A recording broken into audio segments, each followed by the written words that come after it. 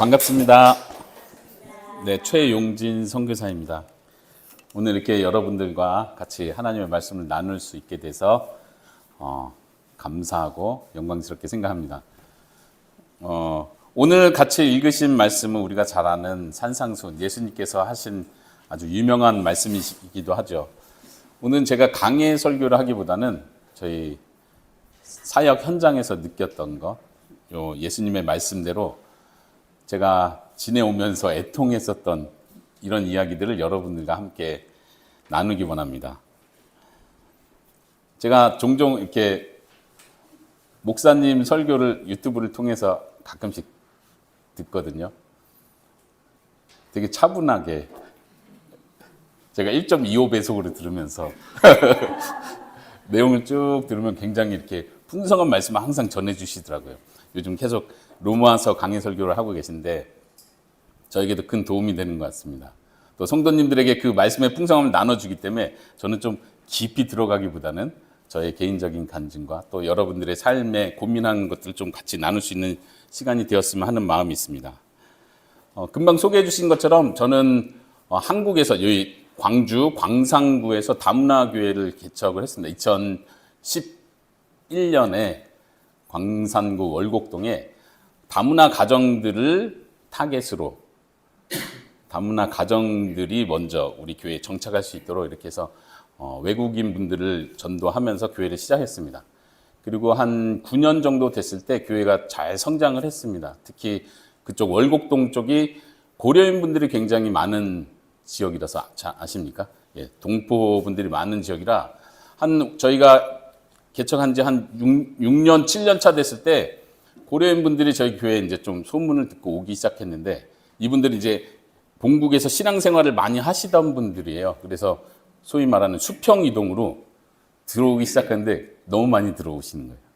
그러니까 이분들도 좋은 교회를 찾다가 외국인들을 환영하는 교회를 찾다가 여기 저희는 뭐 고려인 교회는 아니었는데 외국인들을 위해서 한국말로 그분들은 한국말을 사용하십니다. 한국말로 예배드리는 교회가 있다는 소문을 듣고 그래서인지 막 오기 시작하는데 한 그분들만 따로 별도의 회중 예배를 드려야 할 정도로 교회가 성장했습니다. 그래서 한 8년 차 됐을 때 저희가 다른 한국의 작은 교회 사역하시는 목사님하고 교회가 같이 합병을 해서 같이 협력 사역하다가 그분께 이제 사역을 맡기고 저희는 2020년 1월에 태국으로 들어갔습니다. 태국으로 들어간 얘기를 간단히 말씀드리면 저희 성도 다문화교회 성도들 중에 여러 동남아권에서 온 많은 다문화 가정들이 있었는데 그 중에 이제 태국에서 온 저희가 지금 있는 태국 우돈타니 지역에서 한국에 일하러 온 여러 분들이 계셨는데 그 중에 한 자매가 자신의 고향에 교회가 없다. 제가 여기서 일하고 고향으로 돌아가면 예배 드릴 수가 없어요. 이런 말을 해서 저희가 다른 사역지를 찾던 중에 우리가 국내보다도 아내나 저나 이제 선교사로 부름을 받고 그런 소명이 있었기 때문에 그럼 우리가 이번에 과감하게 태국으로 가자. 그 자매가 있는 그 성도의 고향으로 우리가 들어가자 해서 저희 뒤에 보시는 세 딸들과 함께 6년 전이죠. 2020년 1월이었으니까. 그때는 훨씬 더 작았었는데 6년 만에 이렇게 많이 컸습니다. 그래서 저희 가족이 다 같이 들어가서 정착하게 되었습니다. 오늘 예수님께서 말씀하실 때 애통하는 자가 복이 있다 이렇게 말씀하십니다. 여러분들의 삶은 어떠십니까? 이 복에 속하는 자입니까? 네, 예수님께서 다른 말씀하시는 게 아니라 애통하는 자가 복이 있다 이렇게 말씀하십니다. 저희의 삶도 되돌아보면 기쁜 일도 있고 하나님의 응답을 체험한 많은 간증들이 있지만 사실 다시 이 설교를 준비하면서 저의 사역과 인생, 우리 가족의 모습을 되돌아볼 때 참 애통하는 일이 많았다. 슬픈 일이 참 많았다. 그럼에도 그 속에 하나님의 은혜가 있었다. 이게 복이다. 이런 걸 확실히 느꼈던 것 같습니다. 여러분들은 어떻습니까? 어쩌면 지금 여전히 힘든 상황에 하나님께 매달리면서 기도하는 분들도 계신지 모르겠습니다. 저희가 태국으로 갈 때 2020년 1월에 거의 이제 10년 차가 딱 될 때였죠. 사실은 다문화 교회를 저희가 멋지게 시작할 수 있었던 이유도 저의 모교회이고 저희 아버지 교회였던 성남에 있는 교회에서 전적으로 후원을 해줘서 저희가 사역을 신나게 할 수 있었던 부분이 있습니다. 재정적으로. 그때 그 한 교회에서 전적으로 저희 사역비와 생활비를 한 200만 원 정도 매달 후원을 해줬습니다. 그러니까 이제 다른 개척교회 목사님들과 이렇게 교제를 하다 보면 다들 힘들어 하시는데 저희는 뭐 힘들기보다는 외국인 사역이고 다문화 가정 사역이었지만 굉장히 재정 걱정 없이 할 수 있었죠. 태국으로 갈 때는 그 10년 차가 되면서 선교비가 딱 끊길 때였어요. 그래서 200만 원에서 30만 원으로 바로 줄어들더라고요. 그렇다고 해서 저희가 태국 들어간다고 해서 막 어디 후원자들 막 모집해서 갈 수 있는 분위기는 아니었고, 여기서 국내에서 잘 사역하다가 저희가 조용히 갑자기 들어간 거라 어디서 따로 후원자를 구하지도 못하고, 우리 선교사의 자세 있잖아요. 믿음으로.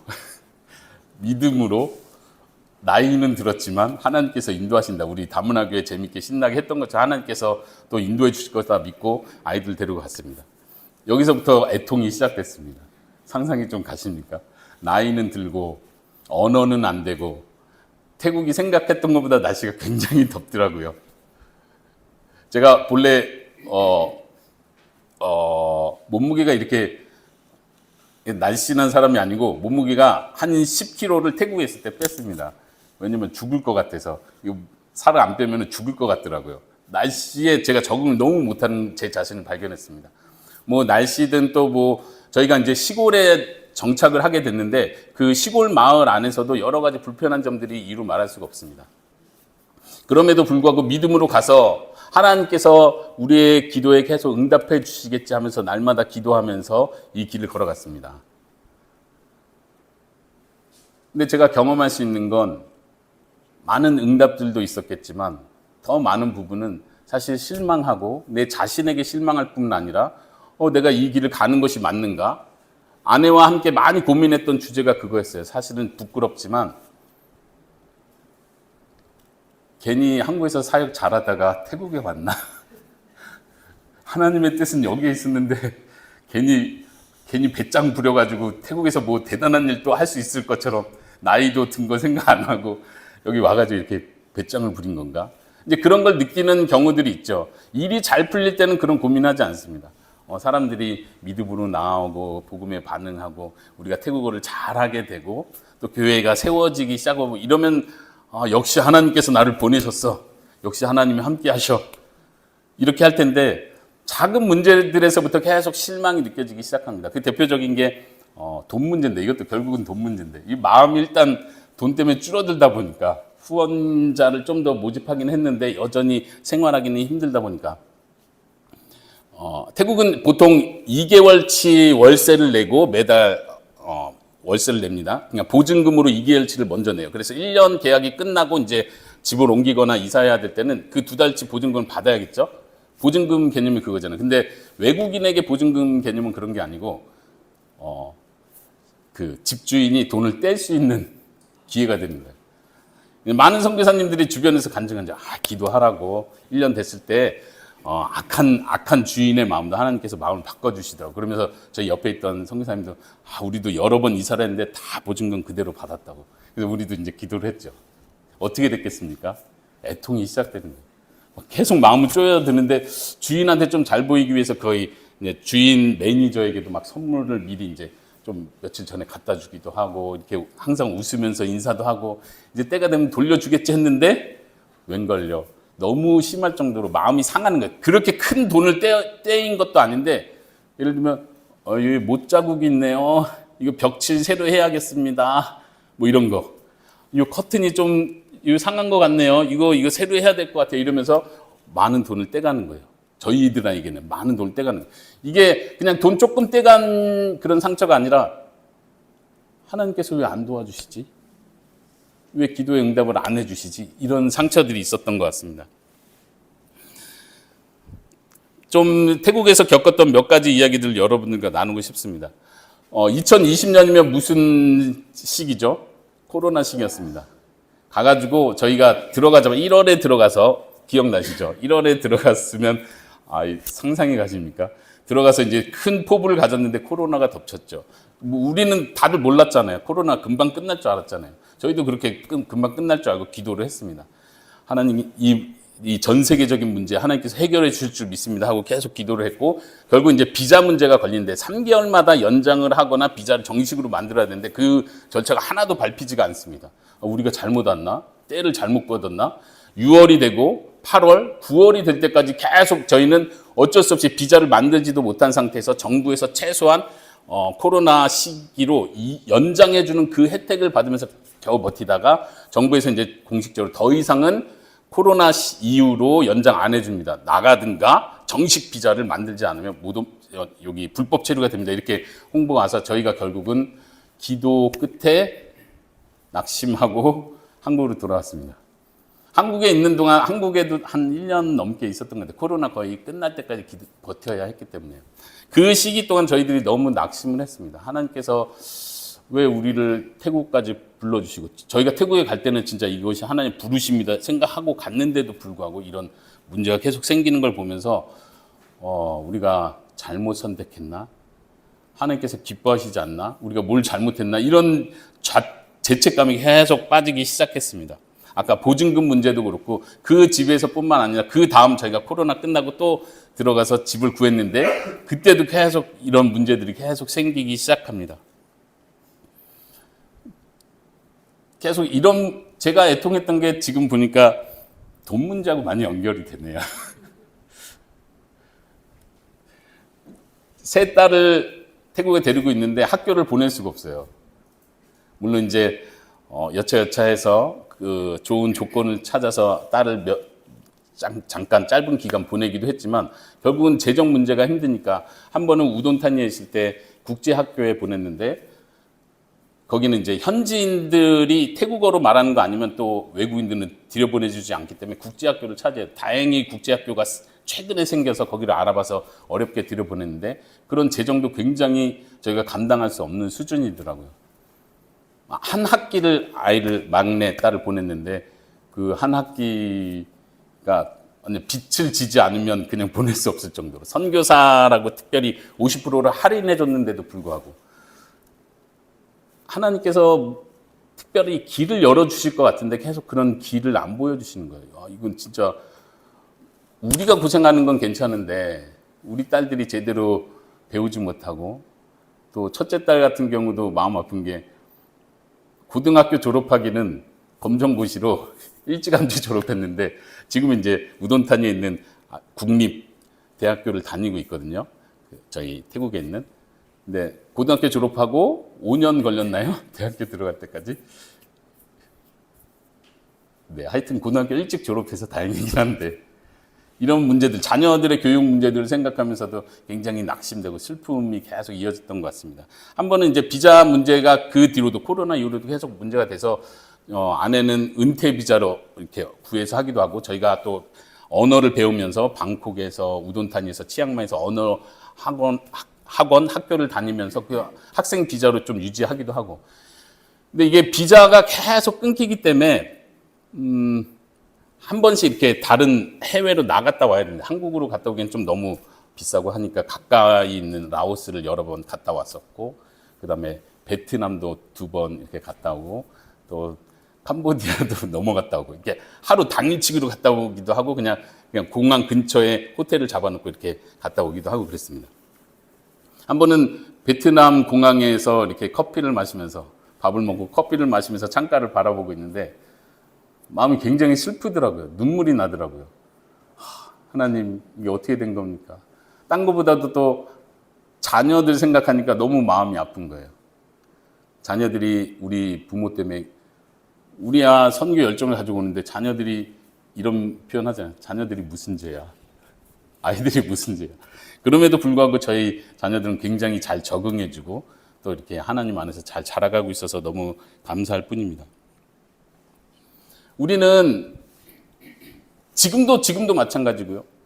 사실 지금도 비자 때문에 나와 있지 않습니까? 감사하게도 선교사 비자를 받을 수 있는 자격이 됐습니다. 이게 굉장히 어려운 건데 긴 스토리지만 그 얘기는 하지 않겠습니다. 오늘 좀 애통 쪽에 슬픈 쪽에 초점을 맞추기 위해서 감사한 이야기는 일부러 뺍니다. 어쨌든 선교사 비자를 받을 수 있게 되는데 저희 팀 안에 그 선교 단체 팀 안에 4분이 저까지 포함해서 4명이 같이 선교사 비자를 지금 받고 있는데 3분은 다 나왔어요. 그래서 2분은 또 다시 태국 들어갔어요. 너무 부러운 거죠. 저희는 아직 소식이 없어요. 태국에서 이민국에서 서류를 보내줘야 그 다음 절차를 밟을 수 있는데 소식이 없어요. 그래서 진짜 이번 주간에 나오지 않으면 모든 게 다 꼬이는 그런 상황입니다. 우리는 한순간도, 저를 포함해서 여러분 모두가 한순간도 하나님 앞에 마음을 놓을 수가 없습니다. 하나님을 붙들 수밖에 없습니다. 슬플 수밖에 없어요. 뭔가 문제가 해결된다 싶으면 또 그 다음 문제, 어쩌면 더 큰 문제가 계속 또 따라오는 것 같습니다. 너무 힘들죠. 예수님께서 애통하는 자가 복이 있다 이렇게 말씀하실 때, 예, 저 애통하는 사람 맞아요. 그렇죠? 근데 이게 복이 있다 이 말은 좀 공감하기가 너무 힘든 거예요. 어떤 의미에서 복이 있다고 하시는 건지. 예수님께서 지금 말씀하시는 건 아주 담담하면서도 아주 분명하고 확신 있게 말씀하시는 거예요. 애통하는 자가 복이 있는데 위로를 받을 것이기 때문이다. 맞습니다. 우리는 위로를 받고 있습니다. 또 어려운 일이 있을 때 또 작은 위로가 있습니다. 그런데 예수님의 말씀의 초점은 우리가 생각하는 것하고 좀 달라요. 다시 한번 여러분들 본문을 보시겠습니까? 예수님께서 말씀하시기를 1절부터 제가 한번 다시 읽어볼게요. 예수님께서 무리를 보시고 산에 올라가 앉으시니 제자들이 나온지라. 예수님께서 무리를 보시고 이 말씀을 시작한다는 표현을 한번 생각해 보세요. 예수님께서 저는 지금 태국에서 갑자기 와서 여러분들의 상황을 모르는 사람이잖아요. 예수님은 예수님과 함께 이야기하던 사람들이에요. 예수님은 그 사람들의 백성의 삶을 잘 알아요. 예수님 거기서 같이 사신 분이에요. 30년을 그들의 삶이 어떤지를 너무 잘 아시는 분이에요. 저는 태국에 가서 이제 6년 정도 돼가는데 태국 사람들의 삶을 잘 이해 못해요. 그들의 정서 잘 이해하지 못해요. 그들이 진짜 뭐 힘들어서 왜 이런 행동하는지 세계관을 잘 이해할 수 없어요. 아직은. 예수님은 그렇지 않으신 분이에요. 그들을 아시는 분이에요. 그들이 얼마나 가난하고 힘들고 애통하고 있는지를 아시는 분이죠. 그러면서 예수님께서 이 말씀하시는 거예요. 마음이 가난한 자, 심령이 가난한 자가 복이 있다. 아시죠? 그들이 얼마나 가난한 심령으로 살고 있는지를 아시죠? 그 다음 이어서 애통하는 자는 복이 있다. 예수님은 그냥 뜬구름 잡는 얘기를 하는 거예요. 너네가 만약 애통하고 있다면 복이 있을 것이다. 이렇게 말하는 게 아니라 애통하고 있는 여러분들 이렇게 말씀하시는 거예요. 여러분들 애통하고 계시죠? 근데 여러분들이 복이 있는 겁니다. 그런데 그 뒤에를 보십시오. 지금 애통하고 있는 건데 위로는 미래형으로 사용하고 있어요. 위로를 받을 것이기 때문에 복이 있는 것입니다. 이렇게 말씀하시죠. 그 위의 구절 한번 다시 보십시오. 심령이 가난한 자는 복이 있는데 왜 복이 있냐면 뭐라고 말씀하십니까? 천국이 지금 여러분들의 것입니다. 이거는 굉장히 위로가 돼요. 아, 내가 지금 마음이 가난하고 하나님만을 바라보고 간절한 마음인데 나는 이미 하나님의 백성이구나. 하나님의 백성 안에 들어와 있는 천국을 소유한 자구나. 이건 현재형의 복입니다. 근데 두 번째는 약간 달라요. 위로를 받을 것이기 때문이다. 지금 아직 위로가 있어서 복되다는 얘기를 하고 계신 것이 아닙니다. 그냥 지금 응답을 받고 곧 얼마 안 돼서 곧 위로를 받을 것이기 때문에 복되다는 얘기를 하시는 게 아니라 지금 애통하고 있는 현재 상태가 복된 상태라는 걸 믿으십시오. 이렇게 말씀하시는 거예요. 왜냐하면 위로를 받을 것인데 우리가 생각하는 것처럼 그 위로가 즉각적으로 내가 원하는 대로 빠른 시일 내에 오지 않을 수 있다는 걸 예수님은 말씀하고 계십니다. 우리는 이 복을 찾아야 됩니다. 이게 왜 나에게 복인지 우리는 이해할 수 있어야 됩니다. 사역하면서 계속해서 어려운 일들이 생기죠.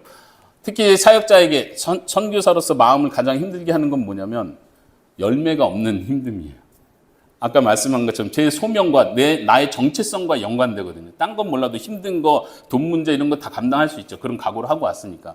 근데 열매가 없는 건 감당하기가 힘듭니다. 내가 여기 와 있는 이유가 뭔데? 우리 목사님하고도 2번 만나서 이런저런 사역 이야기도 나누고 했는데 많이 어려운 가운데 지금 계신 줄로 압니다. 교회를 세워가시고 또 교회를 건강하게 만들어가는 일에 하나님께서 열매를 계속해서 부어주실 줄로 믿습니다. 근데 그렇지 않은 과정 속에 있는 그 사역자, 그 목회자, 그 선교사는 참 힘듭니다. 나의 정체성과 연관되고 내 소명과 연관되기 때문에 그렇습니다. 사실 솔직하게 말씀드리면 저희가 2020년부터 태국 그 시골에 들어가서 그곳에 복음을 전한다고 갔지만 진심으로 예수님을 믿고 저는 거듭났습니다. 하나님의 자녀입니다. 라고 진실로 고백할 수 있는 사람은 아직 한 명도 없습니다. 저희가 부족해서 그래요. 언어가 부족하고 여러모로 부족하고 예수님을 전하고 전도하고 복음지를 전해주고 하면 쉽게 받아들이고 반응을 하죠. 또 주일날도 저희가 지금 있는 마을에 저희 집에서 예배를 드리는데 주일날도 모이면 한 40명, 50명까지도 모여요.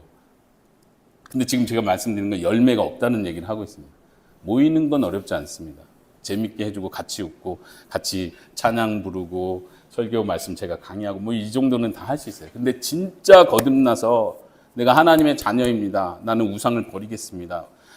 절에 가지 않겠습니다. 이 마을에서 하는 미신적인 거, 잘못된 거, 우상 다 버리겠습니다라고 말할 수 있는 사람 저희가 아직 보지 못합니다.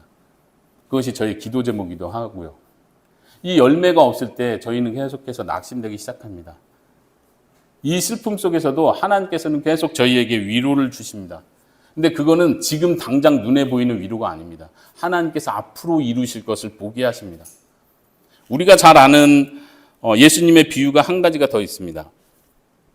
누가복음에 보면 예수님께서 낙심하고 항상 끊임없이 기도해야 할 것을 비유로 말씀하시는 장면이 나오죠.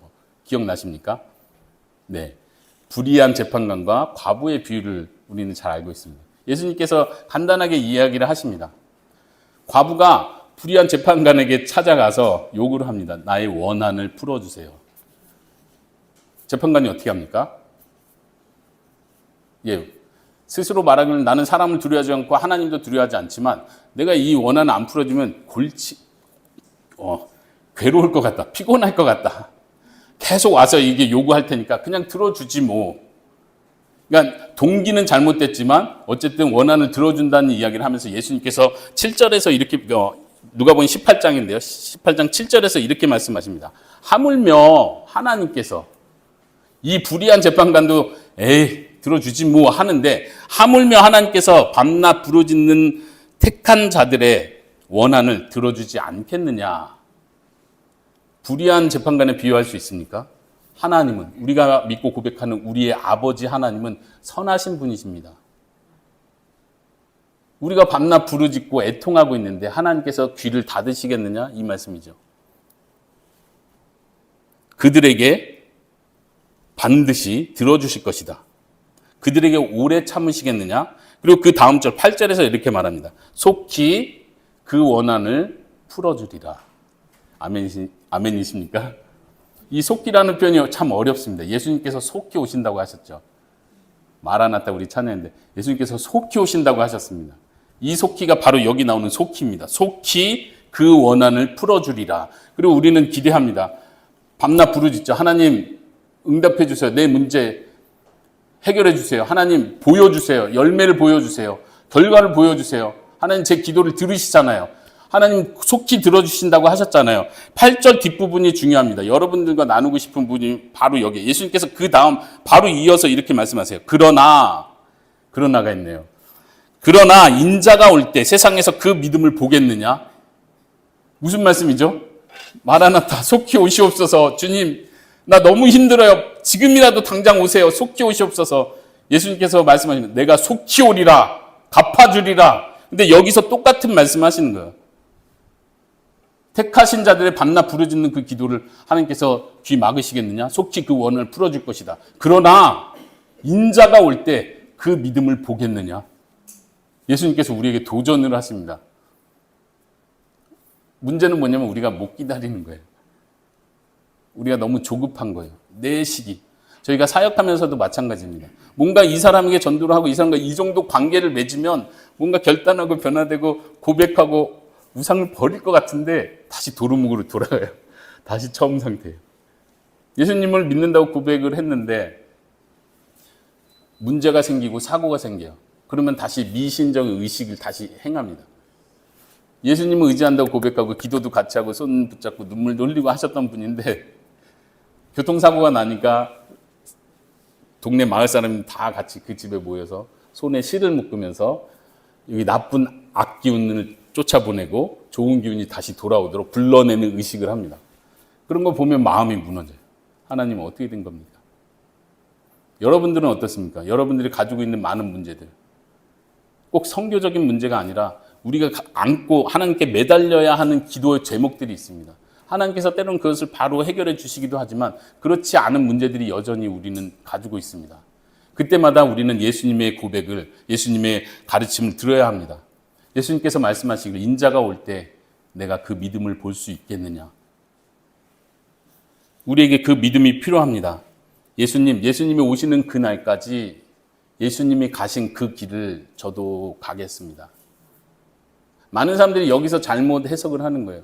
예수님께서 우리를 위해서 십자가를 지시고 우리를 위해서 고통을 받으시고 우리를 위해서 눈물을 흘리셨기 때문에 우리는 이 땅에서 평안을 누리고 기쁨을 누리고 이 땅에서 더 이상 고통을 받지 않고 하나님의 자녀로, 왕의 자녀로 이 땅을 살아가면서 기도 응답을 받고 믿음으로 선포함으로써 우리가 성공의 길을 걸어가는 것이 예수님께서 우리를 위해서 해주신 일이다라고 가르칩니다. 그래서 우리는 거기에 귀를 기울입니다. 많은 간증들을 봐도 그런 걸 우리가 볼 수 있습니다. TV에 나오는 기독교 방송에 나오는 간증이나 예를 들면 다니엘 기도에서 나오는 매번 나오는 간증들을 보십시오. 막 부럽습니다. 선교지에서 제가 다른 선교사님들을 부러워하는 것과 같은 마음이 들 것 같아요. 저분은 벌써 교회를 세우시고 어떤 이제 연배가 많으신 분들은 내가 몇 교회를 세웠다 이런 간증을 하시죠. 은혜를 나누시죠. 은혜를 나누시는 건데 너무 부럽죠. 나는 왜 저렇게 안 될까? 난 이 마을에 지금 6년째 이 마을을 위해서 왔는데도 여기서 열매 하나를 거두지 못할까? 여러분들 주위에 믿는 사람들이 그런 간증을 할 때 하나님의 응답을 듣고 하나님의 역사를 봤다는 간증을 듣을 때 여러분들의 마음은 어떻습니까? 우리가 여기서 그 다음 실수하는 게 뭐냐면 내가 그 해결책을 찾아내는 거예요. 하나님이 잘 안 도와주시네. 오래 걸리시네. 문제가 어디 오시다가 어떻게 되셨나? 천사가 오시다가 어떻게 되셨나? 그리고 내가 해결책을 찾기 시작합니다. 막내딸이 국제학교에 어렵게 이렇게 과감하게 투자를 해서 보내놨는데 거기서 물론 감사한 일 더 많았지만 거기서 또 학교 친구들 사이에 어려움을 굉장히 많이 겪었어요. 처음엔 말 안 하다 나중에 말하는데 너무 눈물 흘리면서 말을 하더라고요. 국제학교고 굉장히 엘리트들이 가는 학교고 부자의 자녀, 태국에도 부자들 많거든요. 부자의 자녀들이 가다 보니까 이 경쟁심이 엄청나더라고요. 그룹 활동해서 점수를 내야 되는데 저희 딸이 잘 점수를 내지 못하면 비난을 하는 거예요. 굉장히 압박을 하는 거예요. 이게 소위 말하는 일진들이 따로 있고 이진들이 있고 이렇게 뒤에서 이렇게 아부떠는 아이들이 또 있고 아이가 거기서 많이 고민했습니다. 그런 얘기를 울면서 하면 부모 마음이 어떻습니까? 너도 가서 복수해줘. 이 말이 먼저 나오더라고요. 이 심하면 학교를 폭파시켜버려 막 이런 얘기까지. 그러진 않았습니다만 어려운 일이 있을 때 우리는 우리의 해결책을 찾게 돼요. 그냥 기도해서 그래 너가 더 착하게 그들에게 더 사랑으로 대해줘봐. 그럼 그들도 변화되지 않겠어? 변화될 수도 있죠. 근데 굉장히 오래 걸릴 거예요. 여러분들이 겪은 문제들이 대부분 그런 것들입니다. 쉽게 변화되지 않는데 내가 좀 다른 방법을 쓰고 소위 말하는 세속적이고 인간적이고 편법을 좀 쓰면 훨씬 쉽고 빠른 길로 갈 수 있는 것들이 있습니다. 우리의 실수가 여기서 나옵니다. 예수님께서는 내가 올 때 그 믿음을 보겠느냐, 끝까지 나를 의지해서 하는 그 기도, 눈물의 기도 끝까지 흘릴 수 있겠느냐라고 말씀하시는데 아니 예수님 나를 위해서 십자가를 지셨잖아요. 나를 위해서 고통을 다 받으신 거라면서요. 나를 위해서 어려움, 질고를 다 지셨다면서요. 그럼 나는 이제 병이 없어야 되고 이제 나는 성공해야 되는 거 아닌가요? 그리고 우리가 방법을 찾아가는 거예요. 그래 이것도 하나님의 방법일 수 있어. 그래 이게 하나님이 나에게 준비한 것일 수도 있어요. 우리 크리스찬들 중에 그런 걸 많이 보죠. 어떤 방법으로든 돈을 많이 벌게 되면 간증을 하는데 그 간증, 그 과정 속에서 하나님께서 기뻐하는 도덕적이고 바른 길을 걸었는지는 우리는 따지지 않습니다. 그건 중요하게 생각하지 않아요. 어쨌든 그것도 다 하나님이 하신 일이야. 결과를 봐봐. 하나님께서 이렇게 하셨네. 근데 하나님은 우리의 과정을 보십니다. 여전히 눈물을 흘리고 있는지, 불의와 타협하고 있지는 않은지, 하나님께서는 우리의 그 모든 모습을 보고 계십니다. 그렇기 때문에 참으로 하나님을 믿고 의지하는 자들은요, 계속 눈물이 납니다. 맞습니까? 여러분들 눈에서 눈물이 마르지 않기를 바랍니다. 눈물이 마르는 걸 목표로 살지 마시기 바랍니다. 그냥 계속 우셔도 됩니다. 힘들 때 하나님 앞에 나와서 우십시오. 힘든 걸 느끼는 게 하나님께서 나를 미워하신가? 나를 버리셨나? 내가 여기 있는 게 옳지 않은가? 이런 의심으로 계속 생각하지 마십시오. 내가 예수님을 바르게 믿으려면 핍박을 받고 고난을 받는 게 맞아. 예수님께서 말씀하시잖아요. 너희가 세상에서 환난을 당하나 담대하라. 왜요? 내가 세상을 이기었노라. 우리는 예수님의 이 말씀을 그대로 받아들이기가 되게 힘들어요. 애통하는 자는 복이 있다. 아니, 그건 아닌 것 같아. 위로를 받아야 복이 있는 거지. 이렇게 가는 거예요, 자꾸. 예수님께서 세상을 이겼다고 하시잖아요. 이건 나도 이겨야 되는 거 아니에요?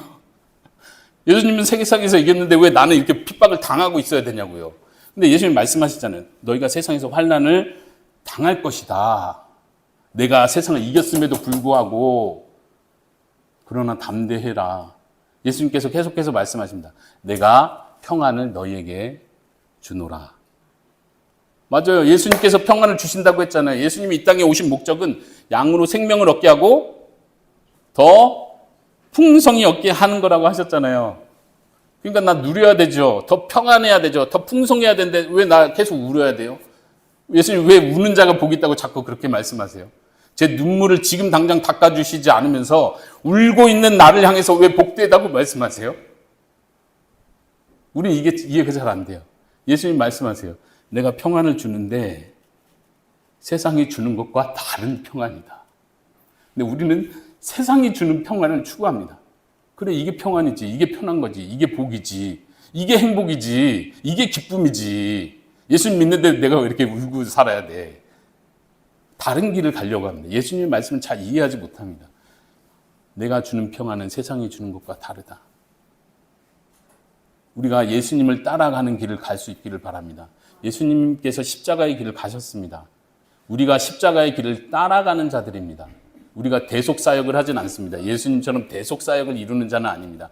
그러나 우리는 우리의 십자가를 지고 예수님을 따라가는 길을 그냥 계속해서 가는 것입니다. 이것이 우리의 복입니다. 이것이 우리의 복입니다. 아멘이십니까? 아멘. 다시. 이것이 우리의 복입니다. 눈물을 흘릴 수 있는 것이 우리의 복입니다. 내 자신의 죄를 보면서 눈물을 흘리고요. 나를 힘들게 하는 사람에게 복수하지 않기 때문에 한이 맺혀서 눈물을 흘리는 거고요. 나를 미워하는 그 원수를 사랑하려니까 너무 버거워서 눈물이 나는 거예요. 근데 그게 복이에요. 왜 그렇습니까?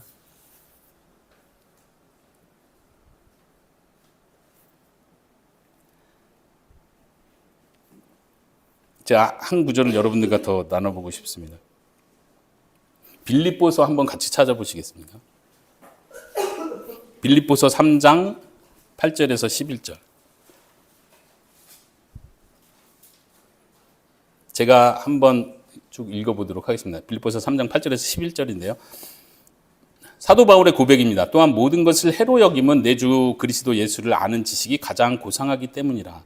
내가 그를 위하여 모든 것을 잃어버리고 배설물로 여김은 그리스도를 얻고 그 안에서 발견되려 함이니. 지금 사도 바울은 그리스도를 얻고 그리스도를 아는 것이 가장 최고의 복이라고 말하고 있습니다. 내가 그리스도와 그 부활의 권능과 그 고난의 참여함을 알고자 하여, 잘 보십시오, 그의 죽으심을 본받아 어떻게 해서든 죽은 자 가운데서 부활에 이르려 하노니.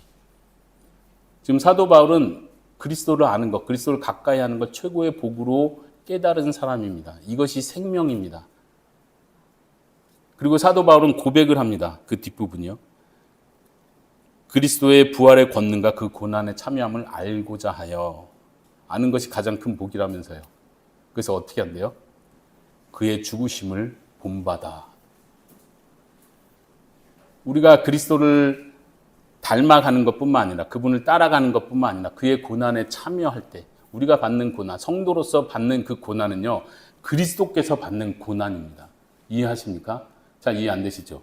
나는 선교사가 아니고 나는 복음 전하다 지금 고난받는 게 아닌데 나는 그냥 남편 때문에 고난을 받고 있는 거고 사업이 안 돼가지고 너무 괴로운 것 뿐인데 이렇게 생각하실 겁니다.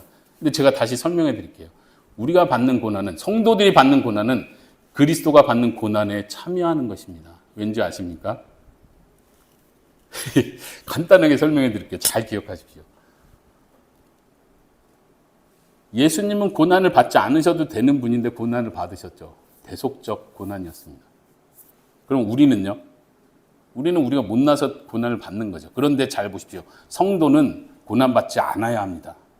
그리고 하나님 나라에서는 더 이상 고난을 받지 않을 것입니다. 왜요? 예수님 때문에요. 그렇죠? 근데 이 세상에서 왜 고난을 받죠? 성도인데, 하나님의 자녀인데, 하나님이 날 의롭다고 하셨는데, 사단도 나를 이기지 못하는데, 예수님이 세상을 이겼는데 왜 나는 고난을 받죠?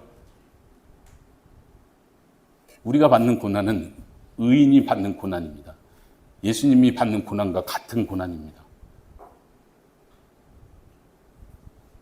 의로움에도 불구하고 우리는 고난을 받습니다. 예수님의 길을 따라가는 것입니다. 내가 복수하지 않기 때문에 고난을 받는 것입니다. 내가 그를 저주하고 그의 방식대로 그와 맞서 싸우지 않기 때문에 받는 고난들입니다. 내 자신 속에 나는 이미 의로운 자지만 사단은 계속해서 나를 고소합니다. 나를 죄인이라고 말합니다. 나는 하나님 앞에 가치가 없고 고난받는 게 당연하다고 나를 속입니다. 그럼에도 불구하고 우리는 하나님 앞에서 온전히 깨끗함을 받은 하나님의 자녀들입니다. 그럼에도 불구하고 우리는 그 고난을 받습니다. 하나님께서는 그것을 우리에게 허락하십니다. 이 땅에서 그것을 허락하십니다.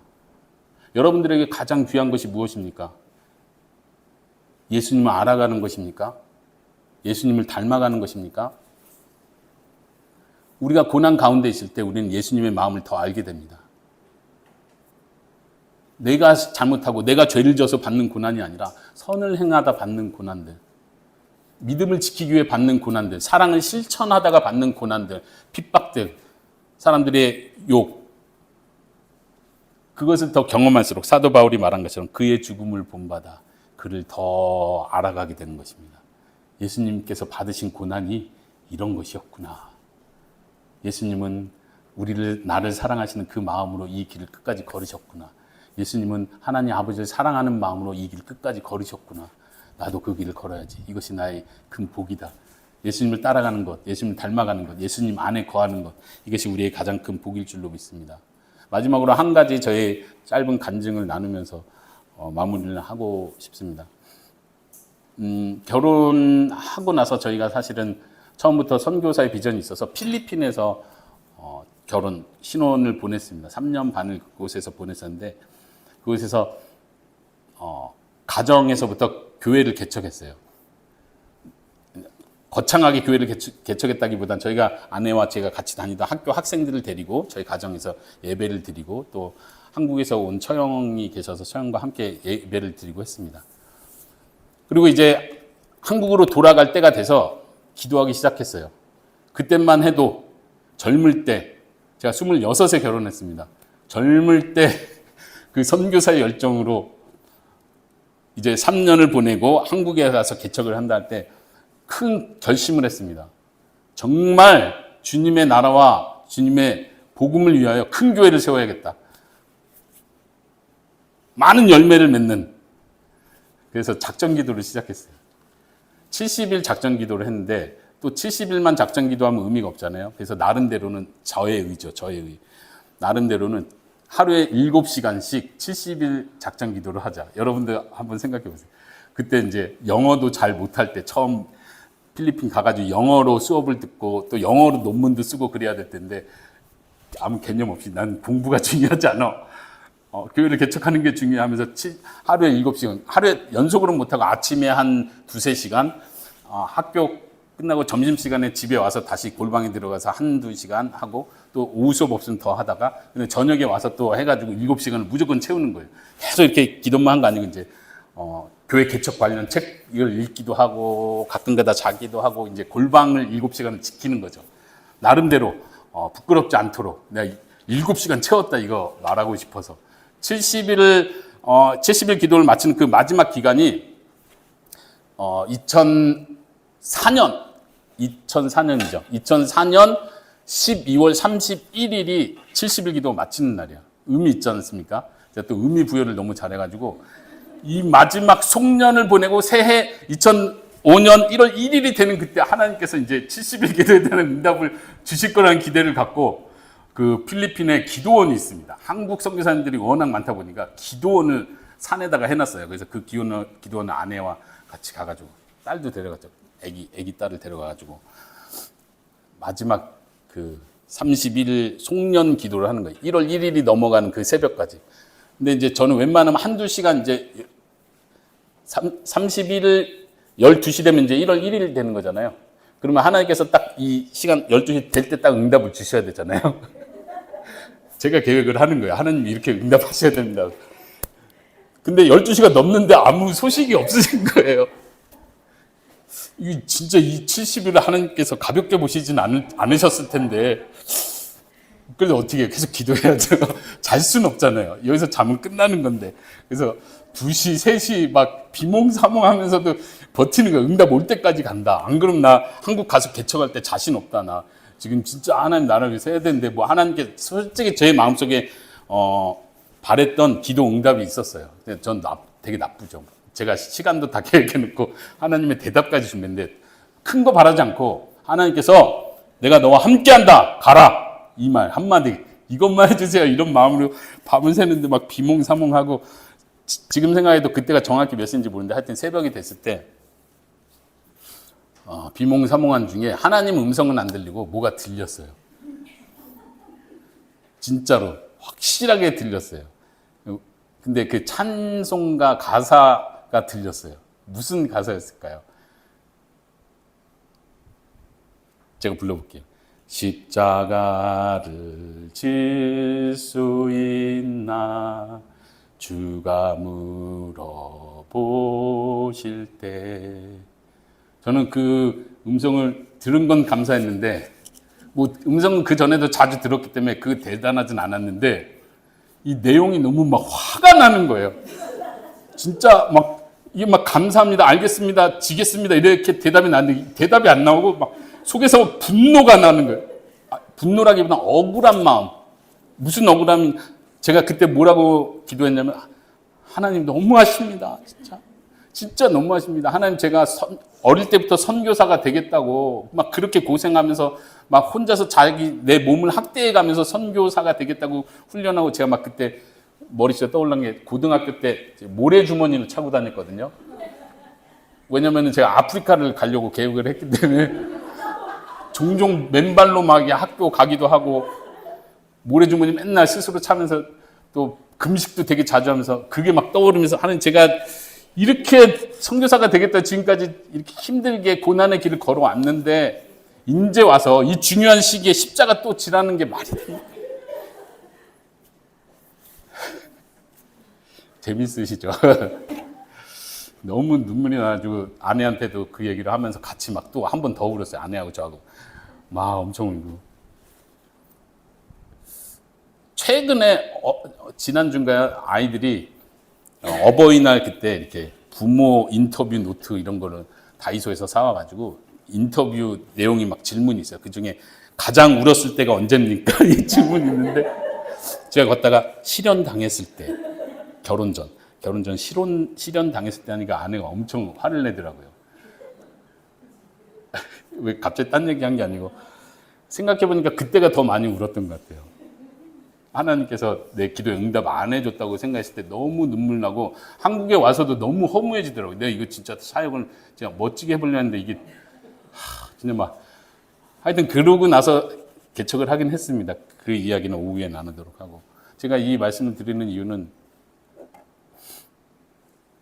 하나님께서 그렇게 응답해 주신 게 저는 너무 지금도 복이라고 생각합니다. 안 그랬으면 저는 나쁜 목사가 돼 있을 것 같아요. 하나님보다 사역을 더 좋아하는 선교사가 돼 있을 것 같아요. 하나님께서 내게 주시는 하나님의 깊은 교제, 그리스도를 알아가는 그 복보다 그냥 사역의 열매에 기뻐서 우와 하고 있는 사람이었을 것 같아요. 진짜 중요한 게 뭔지, 진짜 복이 뭔지 모르고 하나님께서 저의 길을 막아주신 거, 저의 길을 틀어주신 거, 태국에서도 여러 문제들이 계속 겹치면서 하나님을 의지할 수밖에 없는 거. 지난주에는 저희 베샬롬 교회에서 이렇게 선교 토크 하면서 그 질문을 또 하나 받은 게 있어요. 가장 보람된 일이 무엇이었습니까? 지금까지 사역하면서. 그때 제 대답은 그거였어요. 겸손을 배울 수 있어서 너무 감사했습니다. 겸손을 배울 수 있어서. 여러분, 이것이 진짜 복입니다. 하나님 아니면 안 된다는 걸 배우게 되는 거예요. 예수님이 나의 전부라는 걸 진짜 몸소 체험하는 거예요. 여러분들이 겪는 고난을 지금 다시 생각해 보십시오. 여러분들이 뭐 때문에 눈물 흘리는지 다시 생각해 보십시오. 그 눈물을 통해서 여러분들은 하나님을 알아갑니다. 깊이 배워갑니다. 그분과 하나가 되어갑니다. 무엇이 진짜 은혜인지를 깨닫게 됩니다. 나의 겸손을 내려놓고 그분만이 나의 전부입니다라고 고백할 수 있는 것. 이것이 우리의 진짜 복인 줄로 믿습니다. 제가 잠깐 기도하고 마치도록 하겠습니다. 살아계신 하나님, 저희의 삶이 때로는 어렵고 힘들고 눈물 날 때가 너무나 많습니다. 그럼에도 불구하고 예수님께서는 애통하는 자가 복이 있는 것이라고 말씀하십니다. 이 말을 잘 이해하진 못하지만 주님, 저희가 배워갑니다. 눈물 때문에 주님을 의지할 수밖에 없고 다른 방법, 다른 길을 찾다가도 결국 주님께로 돌아오게 됩니다. 주님 외에는 나에게 생명이 없고 주님 외에는 나의 의지할 자가 없다는 것을 고백할 수밖에 없는 자리입니다. 주님께서 이 모든 환경을 허락하셨음을 믿고 고백합니다. 그럼에도 불구하고 주 예수 그리스도께서 다시 오실 때 내 모든 눈에서 눈물을 닦아주실 것을 믿습니다. 이 땅에 사는 동안 예수님이 가신 그 길을 걸어가게 하여 주시옵소서. 예수님의 고난을 본받게 하여 주시옵소서. 그래서 예수님과 함께 부활에 이르고 예수님과 함께 영광의 자리에 이르는 우리 모든 성도들 되게 허락하여 주시옵소서. 감사드리며 우리 주 예수 그리스도의 이름으로 기도합니다. 아멘.